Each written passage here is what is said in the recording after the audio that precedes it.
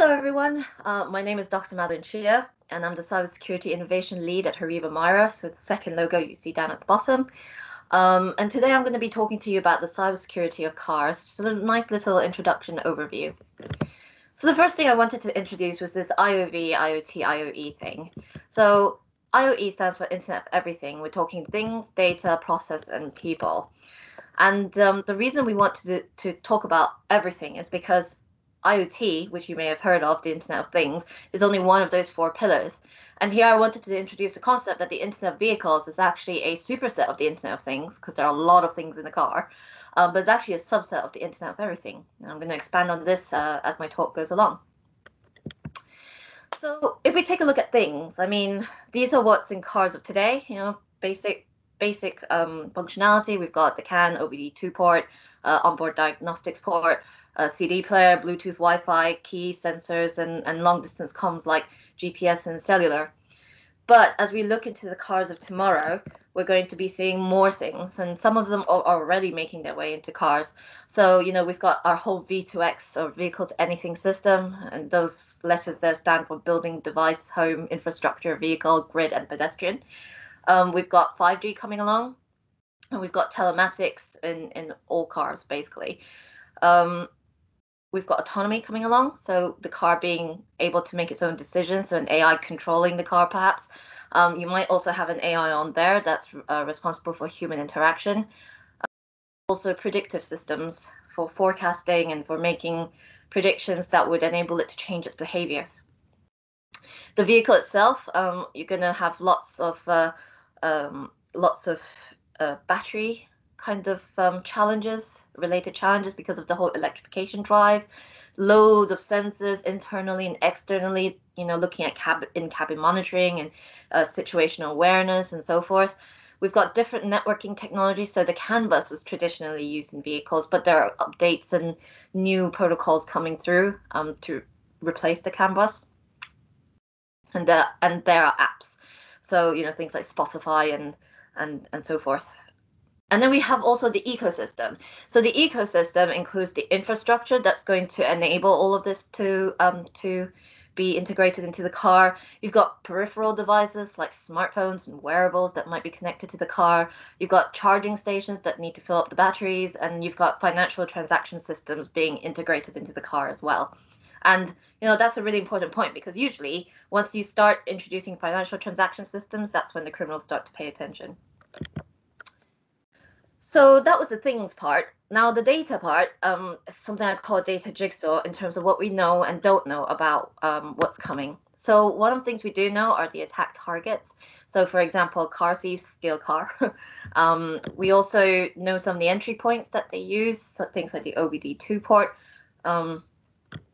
We know some of the attack methods, and this is learning from other sectors, other domains, and also learning from demonstrated research on all these various sensors and various comms protocols and so forth.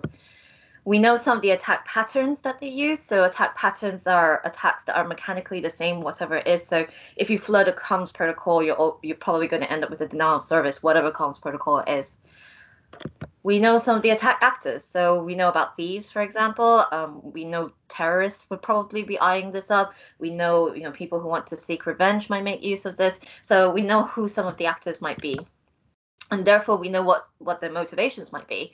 So obviously, car thieves act for money. They want to steal the car for money.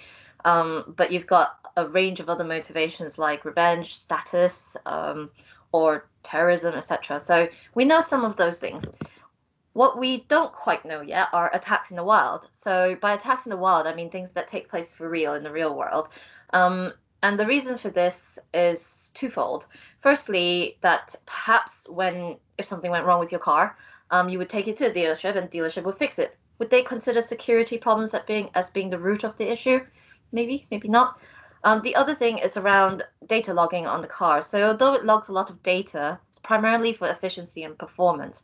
By forensic system design, I mean the design of a system in such a way where it holds data about security incidents in a way that can be presented in a court of law. And it's actually a really big area of research. I encourage you to read up on it. And really interesting stuff. also don't know real-world effects at scale. Now, there have been studies looking at simulating some of these world effects. One of the ones I was reading was a study on how percolation theory could be used to estimate the number of cars it would take to lock down Manhattan, for example, or cause such large traffic jams.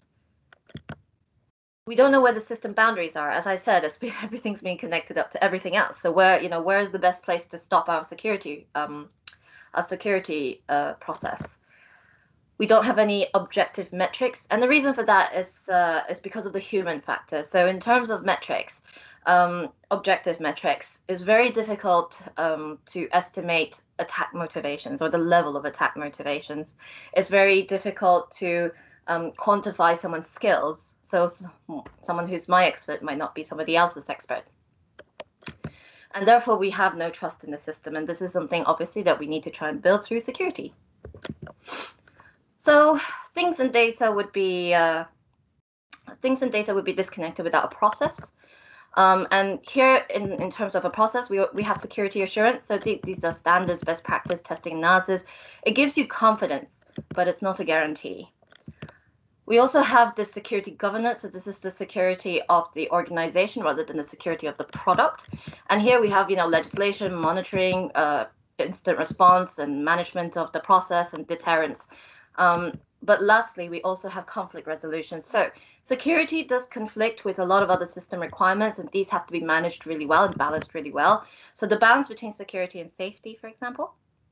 So, in the IT world, it's always the case that you want to get a patch out there as soon as possible and stay right up there in terms of your patching. Maybe not so good in a vehicle if your patch could possibly cause the vehicle to malfunction while it's traveling 70 miles an hour down the road. So, a bit of a balancing act there. We've got security and privacy. This is actually an age-old balancing act, because for security purposes, you want to monitor everything. But by monitoring everything, you may be invading privacy. So again, we might want to manage that relationship there. Security and usability, another age-old balance. So security, the more secure you make something, the less usable it may become. And there's actually a whole new area of research called usable security. How are we going to allow people who may not have the experience in cybersecurity to use security mechanisms to protect themselves? Is even more important in an autonomous vehicle, because in an autonomous vehicle, there may be no operator, or the operator will be remote, in which case it could be any member of the public that is in this autonomous vehicle. And if something then happens, what do you do? How do they protect themselves? How do you make sure you don't scare them if they need to take some action or press a button somewhere or get out even? So really important. And then, of course, security versus costs, something every manufacturer is worried about. So, managing these conflicts or these balancing acts should be part of the process. And who to do all of this then? In terms of skills, security is not one sort of big field that where you end up being an expert in cybersecurity. Actually, there are lots and lots of different occupations within cybersecurity. So security engineers, for example, design systems to withstand attacks. Security architect designs and implements organizational security, which would then could then affect system security as it's being designed. A security tester reveals flaws in security mechanisms. So a security mechanism may be an access control something. A security tester tests that access control. A penetration tester reveals vulnerabilities in actual systems. So they test the security of the system rather than the security mechanism. An analyst could either analyze security measures within a company, or they could analyze threat intelligence to see if an attack is possible or imminent. And administrators configure and support security tools and implement security policies and sort of corporate data safeguards. But not just that, we've got more. We've got security software developers. They develop security software.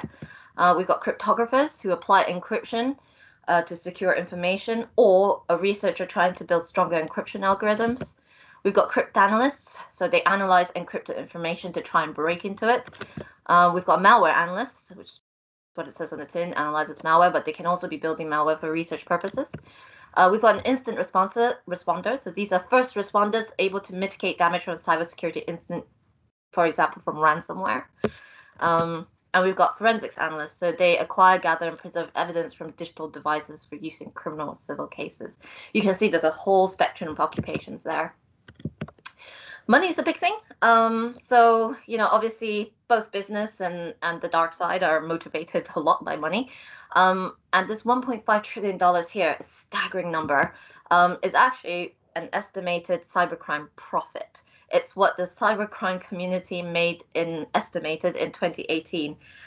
It's a conservative estimate, so it doesn't count some of the things that have happened, say, this year, where cybercrime rose because of the pandemic situation and so forth.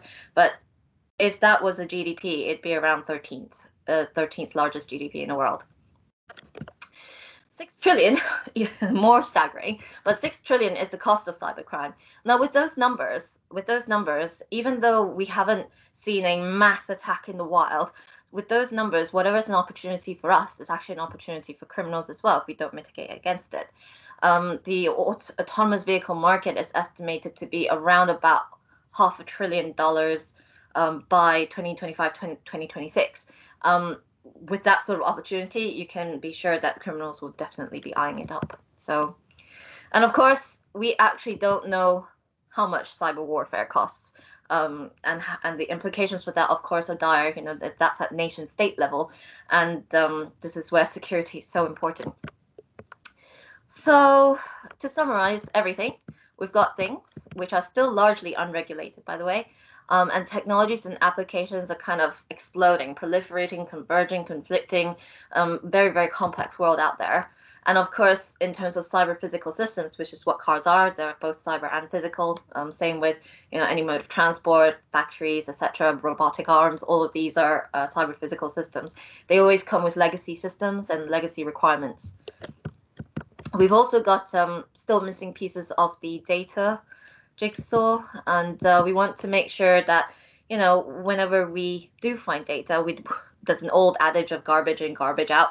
So we want to be aware of garbage and make sure that we make the right judgment. Correlation is also not causation, and that's a really important one to think about when we look at the root causes of a security problem. And also, it may be that prediction in terms of where cybersecurity is going or whether there's a threat on the horizon may not be measurable by a single variable, but don't know because we're still missing pieces. Things and data would be disconnected without a process, and we need to cover many aspects. So, we need to think of security as an overall system property. Just because item A is secure and item B is secure doesn't necessarily mean that when you put item A and B together that it will also be secure. So we need to think of it as an overall system property. And lastly, people, consider multiple angles of people. So, we want to consider the threat actors, but we also want to consider the skills that we need, the occupations that would help us build up a well-rounded security process and secure system. Who would benefit? Who do we need? As I mentioned before. And so yeah, that was a really quick whistle-stop tour on cybersecurity of cars. I hope you enjoyed that. My contact details are there. Feel free to hit me up with any questions.